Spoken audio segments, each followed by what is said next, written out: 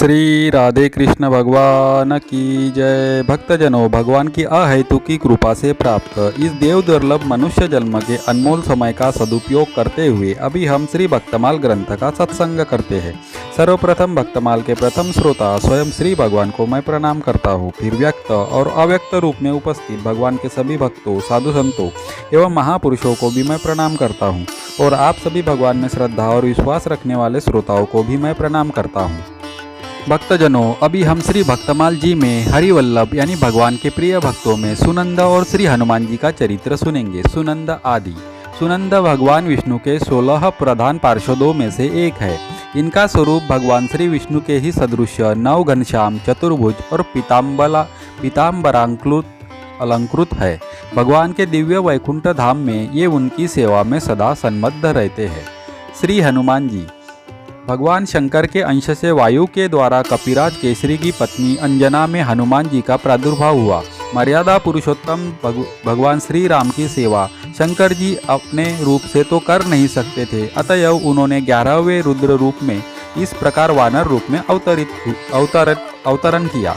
जन्म के कुछ ही समय पश्चात महावीर हनुमान जी ने उगते हुए सूर्य को कोई लाल लाल फल समझा और उसे निगलने के लिए आकाश की ओर दौड़ पड़े।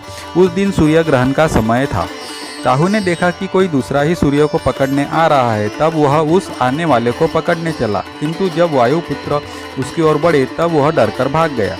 राहु ने इंद्र से पुकार की। ऐरावत पर चढ़कर इंद्र को आते देख पवन कुमार ने ऐरावत को कोई बड़ा सा सफेद फल समझा और उसी को पकड़ने लपके। घबराकर देवराज ने वज्र से प्रहार किया। वज्र से इनकी ठोड़ी यानी हनु पर चोट लगने से वह कुछ टेढ़ी हो गई। इसी से ये हनुमान कहलाए। वज्र लगने पर ये मूर्छित होकर गिर पड़े। पुत्र को मूर्छित देखकर वायुदेव बड़े कुपित हुए। इन्होंने अपनी गति बंद कर ली। श्वास रुकने से देवता भी व्याकुल हो गए। अंत में हनुमान को सभी लोकपालों ने अमर होने का तथा अग्नि, जल, वायु आदि से अभय होने का वरदान देकर वायुदेव को संतुष्ट किया। जाति स्वभाव से चंचल हनुमान श्री ऋषियों के आश्रमों में वृक्षों को सहज चपलता वश तोड़ देते तथा आश्रम की वस्तुओं को अस्त व्यस्त कर देते थे। अतः ऋषियों ने इन्हें शाप दिया, तुम अपना बल भूले रहोगे, जब तक कोई तुम्हें स्मरण दिलाएगा तभी तुम्हें अपने बल का भान होगा। तब से ये सामान्य वानर की भांति रहने लगे। माता के आदेश से सूर्य नारायण के समीप जाकर वेदांग प्रभृति समस्त शास्त्रों एवं कलाओं का इन्होंने अध्ययन किया। इसके पश्चात किष्किंधा में आकर सुग्रीव के साथ रहने लगे। सुग्रीव ने इन्हें अपना निजी सचिव बना लिया। जब बाली ने सुग्रीव को मारकर निकाल दिया तब भी ये सुग्रीव के साथ ही रहे। सुग्रीव के विपत्ति के साथी होकर ऋषमुख पर्वत पर ये उनके साथ ही रहते थे। बचपन में माता अंजना से बार बार आग्रह पूर्वक इन्होंने अनादि रामचरित सुना था। अध्ययन के समय वेद में, पुराणों में श्री राम कथा का अध्ययन किया था। किष्किंधा आने पर यह भी ज्ञात हो गया कि परात्पर प्रभु ने अयोध्या में अवतार धारण कर लिया। अब वे बड़ी उत्कंठा से अपने स्वामी के दर्शन की प्रतीक्षा करने लगे। श्रीमद् भागवत में कहा गया है, जो निरंतर भगवान की कृपा की आतुर प्रतीक्षा करते हुए अपने प्रारब्ध से प्राप्त सुख दुख को संतोषपूर्वक भोगते रहकर हृदय, वाणी तथा शरीर से भगवान को प्रणाम करते रहते हैं। हृदय से भगवान का चिंतन, वाणी से भगवान के नाम गुण का गान कीर्तन और शरीर से भगवान का पूजन करता रहते हैं, वह मुक्ति पद के स्वाधिकारी हो जाते हैं। श्री हनुमान जी तो जन्म से ही माया के बंधनों से सर्वथा मुक्त थे। वे तो अहर्निश अपने स्वामी श्री राम के ही चिंतन में लगे रहते थे। अंत में श्री राम अपने छोटे भाई लक्ष्मण के साथ रावण के द्वारा सीता जी के चुरा लिए जाने पर उन्हें ढूंढते हुए ऋषिमुख पर्वत के पास पहुंचे। सुग्रीव को शंका हुई कि इन राजकुमारों को बाली ने मुझे मारने को न भेजा हो, अतः परिचय जानने के लिए उन्होंने हनुमान जी को भेजा। विप्रवेश धारण कर हनुमान जी आए और परिचय पूछकर जब अपने स्वामी को पहचाना तब वे उनके चरणों पर गिर पड़े और रोते रोते कहने लगे, एकु मैं मंद मोह बस कुटिल हृदय अज्ञान, पुनि प्रभु मोहि बिसारेऊ दीन बंधु भगवान। श्री राम ने उठाकर उन्हें हृदय से लगा लिया। तभी से हनुमान जी अवधेश कुमार के चरणों के समीप ही रहे। हनुमान जी की प्रार्थना से भगवान ने सुग्रीव से मित्रता की और बाली को मारकर सुग्रीव को किष्किंधा का राज्य दिया। राज्य भोग में सुग्रीव को प्रमत्त होते देख हनुमान जी ने ही उन्हें सीतान्वेषण के लिए सावधान किया। वे पवन कुमार ही वानरों को एकत्र कर लाए। श्री राम जी ने उनको ही अपनी मुद्रिका दी। 100 योजन समुद्र लांघने का प्रश्न आने पर जब जामोन जी ने हनुमान जी को उनके बल का स्मरण दिलाकर कहा कि आपका तो अवतार ही राम कार्य संपन्न करने के लिए हुआ है, तब अपनी शक्ति का बोध कर केसरी किशोर उठ खड़े हुए। उनके बल और बुद्धि का ज्ञान प्राप्त करने के लिए देवताओं के द्वारा भेजी गई नागमाता सुरसा को संतुष्ट करके समुद्र में छिपी राक्षसी सिंहिका को मारकर हनुमान जी लंका पहुंचे। द्वार रक्षिका लंकिनी को एक घूसे में सीधा करके छोटा रूप धारण करे लंका में रात्रि के समय प्रविष्ट हुए। विभीषण जी से पता पाकर अशोक वाटिका में जानकी जी के दर्शन किए। उनको आश्वासन देकर अशोक वन को उजाड़ डाला। रावण के भेजे राक्षसों तथा रावण पुत्र अक्षय कुमार को मार दिया। मेघनाद इन्हें ब्रह्मास्त्र में बांधकर राजसभा में ले गया। वहां रावण को श्री हनुमान जी ने अभिमान छोड़कर भगवान की शरण लेने की शिक्षा दी। राक्षस राज की आज्ञा से इनकी पूंछ में आग लगा दी गई। इन्होंने उसी अग्नि से सारी लंका फूंक दी। सीता जी से चिन्ह स्वरूप चूड़ामणि लेकर भगवान के समीप लौट आए। समाचार पाकर श्री राम जी ने युद्ध के लिए प्रस्थान किया। समुद्र पर सेतु बांधा गया। संग्राम हुआ और अंत में रावण अपने समस्त अनुचर बंधु बांधवों के साथ मारा गया। युद्ध में श्री हनुमान जी का पराक्रम, उनका शौर्य, उनकी वीरता सर्वोपरि रही। वानरी सेना के संकट के समय वे सदा सहायक रहे। राक्षस उनकी हुंकार से ही कांपते थे। लक्ष्मण जी जब मेघनाथ की शक्ति से मूर्छित हो गए तब मार्ग में पाखंडी काल नेमी को मारकर द्रोणाचल को हनुमान जी उखाड़ लाए और इस प्रकार संजीवनी औषधि आने से लक्ष्मण जी को चेतना प्राप्त हुई। मायावी अहिरावण जब माया करके राम लक्ष्मण जी को युद्ध भूमि से चुरा ले गया तब पाताल लोक जाकर अहिरावण का वध करके हनुमान जी श्री राम जी को भाई लक्ष्मण जी के साथ वापस ले आए। रावण वध का समाचार श्री जानकी जी को सुनाने का सौभाग्य और श्री राम लौट रहे हैं, यह आनंददायक समाचार भरत जी को देने का गौरव भी प्रभु ने अपने प्रिय सेवक श्री हनुमान जी को ही दिया। हनुमान जी विद्या, बुद्धि, ज्ञान तथा पराक्रम की मूर्ति है, किंतु इतना सब होने पर भी अभिमान उन्हें छू तक नहीं गया।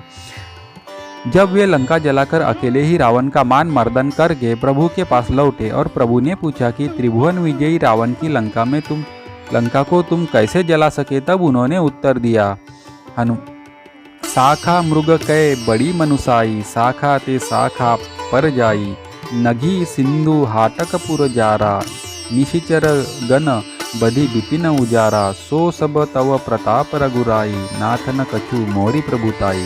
हनुमान जी आजन्म नैष्ठिक ब्रह्मचारी है, व्याकरण के महान पंडित है, वेदज्ञ है, ज्ञानी शिरोमणि है, बड़े विचारशील, तीक्ष्ण बुद्धि तथा अतुल पराक्रमी है। श्री हनुमान जी बहुत निपुण संगीतज्ञ और गायक भी है। एक बार देव ऋषि दानवों के एक महान सम्मेलन में जलाशय के तट पर भगवान शंकर तथा देवर्षि नारद जी आदि गा रहे थे। अन्य देव ऋषि दानव भी योग दे रहे थे। इतने में ही श्री हनुमान जी ने मधुर स्वर से ऐसा सुंदर गान आरंभ किया कि जिसे सुनकर उन सबके मुख म्लान हो गए, जो बड़े उत्साह से गा बजा रहे थे, और वे सभी अपना अपना गान छोड़कर मोहित हो गए तथा चुप होकर सुनने लगे। उस समय केवल हनुमान जी ही गा रहे थे। जब तक पृथ्वी पर श्री राम कथा होती रहेगी तब तक पृथ्वी पर रहने का वरदान उन्होंने स्वयं प्रभु से मांग लिया है। श्री राम जी के अश्वमेध यज्ञ के अश्व की रक्षा करते समय जब अनेक महासंग्राम हुए तब उनमें हनुमान जी का पराक्रम ही सर्वत्र विजयी हुआ। महाभारत में भी केसरी कुमार का चरित्र वर्णन है। वे अर्जुन की रथ की ध्वजा पर बैठे रहते थे। उनके बैठे रहने से अर्जुन के रथ को कोई पीछे नहीं हटा सकता था। कई अवसरों पर उन्होंने अर्जुन की रक्षा भी की। एक बार भीम, अर्जुन और गरुड़ जी को अपने अभिमान से भी बचाया गया। कहते हैं कि श्री हनुमान जी ने अपने वज्र नख से पर्वत की शिलाओं पर एक रामचरित काव्य लिखा था। उसे देखकर महर्षि वाल्मीकि को दुख हुआ कि यदि यह काव्य लोक में प्रचलित हुआ तो मेरे आदि काव्य का समादर न होगा। ऋषि को संतुष्ट करने के लिए हनुमान जी ने वे शिलाएं समुद्र में डाल दी। सच्चे भक्त में यश, मान, बड़ाई की इच्छा लेश भी नहीं होता। वह तो अपने प्रभु का पावन यश ही लोक में गाता रहता है। श्री राम कथा श्रवण, राम नाम कीर्तन के हनुमान जी अनन्य प्रेमी है। जहाँ भी राम नाम का कीर्तन या राम कथा होती है वहाँ वे गुप्त रूप से आरंभ में ही पहुँच जाते हैं। दोनों हाथ जोड़कर सिर से लगाए ये सबसे अंत तक वहाँ वे खड़े ही रहते हैं। प्रेम के कारण उनके नेत्रों से बराबर आंसू झरते रहते हैं। श्री प्रियादास जी हनुमान जी की भक्ति का वर्णन करते हुए एक प्रसंग में कहते हैं, रतन अपार सीर सागर उधार किए लिए हित चाय, कै बनाय माला करी है, सब सुख साज रघुनाथ महाराज जू, को भक्ति सो विभीषण जू अग्नि भेंट धरी है, सभा ही की चाह अवगाह हनुमान गरे, दारी दई सुधी भई मति अरबरी है, राम बिन काम को न फोरी, मणि दिने डारी, खोली त्वचा नाम ही दिखायो बुद्धि हरी है। कवित्त का भाव इस प्रकार है। रावण के कोष में समुद्र मंथन के समय निकले सभी दिव्य रत्न संचित थे। उसके वध के बाद जब विभीषण का राज्याभिषेक हुआ तो उन्होंने उन दिव्य रत्नों की एक माला बनाई और कृतज्ञता ज्ञापन करते हुए प्रभु श्री राम जी के चरणों में अत्यंत भक्तिपूर्वक निवेदित किया। उस दिव्य रत्नमाला के लिए समस्त वानर भालुओं का मन लालायित हो गया। वहाँ श्री हनुमान जी भी थे, परंतु उनका मन तो अपने आराध्य प्रभु के रूप सुधा का पान करने में ही मग्न था। यह देखकर प्रभु ने वह माला श्री हनुमान जी के गले में डाल दी। हनुमान जी ने उस माला को उलट पुलट कर देखा, फिर उसमें एक एक रत्न को निकालकर अपने वज्र सदृश्य दांतों से तोड़ तोड़ कर देखने लगे। उन्हें ऐसे करते देखकर विभीषण जी ने पूछा, हनुमान जी आप इन अमूल्य रत्नों को क्यों नष्ट कर रहे हैं? हनुमान जी ने अनमने भाव से उत्तर दिया, इन रत्नों में प्रभु श्री राम जी का नाम अंकित नहीं है, इसलिए ये मेरे लिए मूल्यहीन है। इस पर विभीषण जी ने कहा, आपके शरीर पर भी तो कहीं राम नाम अंकित नहीं है, फिर इसे आप क्यों धारण किए हैं? इस पर श्री हनुमान जी ने अपना हृदय चीरकर दिखलाया तो उनके अंतस्थल में विराजमान श्री सीताराम जी के दर्शन सबको हुए। श्री राधे कृष्ण भगवान की जय। अगर आप भी भगवान को मानते हैं और साधु संतों में श्रद्धा भाव रखते हैं तो मेरे वीडियो को लाइक कीजिए, एक प्यारा सा कमेंट कीजिए और मेरे चैनल को सब्सक्राइब कीजिए।